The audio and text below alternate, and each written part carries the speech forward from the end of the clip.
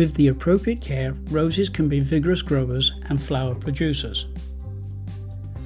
Roses do better with regular fertilization. Regular fertilization will provide the nutrients roses need for healthy growth and to continually produce abundant flowers. Here are some tips for fertilizing your roses. Fertilize your roses in the spring and fall. Spring fertilization promotes new growth, while fall fertilization helps the rose prepare for winter dormancy. Use a balanced rose fertilizer that contains nitrogen, phosphorus and potassium. Avoid using fertilizers that are high in nitrogen, as this can promote excessive green growth at the expense of flowering. Apply the fertilizer according to the package's directions. Be careful not to burn the rose's roots by applying too much fertilizer.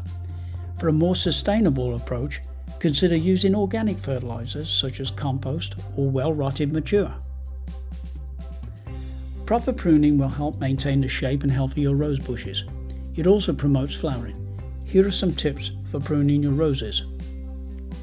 Prune and shape your rose in early spring after the last frost and before new growth begins. Prune by removing the dead, diseased, damaged, weak or unproductive canes. Remove crossing canes to improve air circulation and sunlight penetration. The amount of pruning will depend on the type of rose you have and your desired shape for the rose. Climbing roses require vertical supports, such as trellis or fence. Horizontal canes will produce more flowers. Roses require regular watering.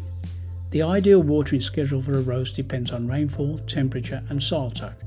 However, a general guideline is to water deeply every 1 to 2 weeks, ensuring the soil is moist but not waterlogged.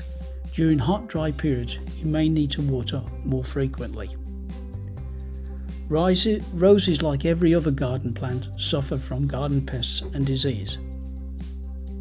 If you have selected the right rose plants, planted a plant in a good sunny location with good air circulation, room to grow, prune the rose correctly, and have provided the adequate fertilizer and water, this will mitigate both pest and fungus problems.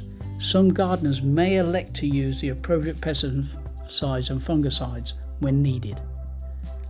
After all, if dead people can grow roses, so can you. By following these basic guidelines in this 4-part presentation, you can successfully and simply grow beautifully and healthy roses in your garden. With a little patience and care, you'll be rewarded with healthy, vibrant plants that produce stunning blooms that will bring joy and inspiration to your outdoor space.